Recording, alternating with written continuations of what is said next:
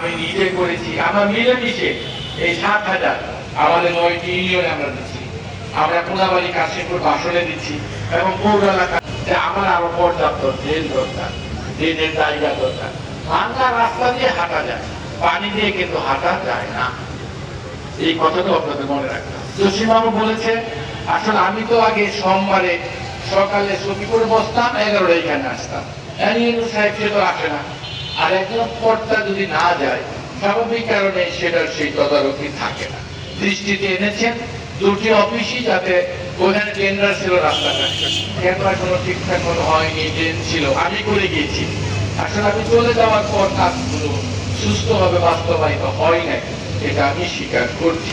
এখন আমরা আবার দায়িত্বে এসেছি, আমরা সেই কাজগুলো যাতে পুরোদমে আবার বাস্তবায়িত হয়। নতুন প্রায় 32 কোটি টাকা পৌরসভায় এই মাসে ঢুকবে বলে আমি আশা করছি। ঢুকলে আপনাদের আরো নতুন নতুন কিছু রাস্তা, সিসি ট্রেন, এগুলো আমরা নির্মাণ করতে পারবো।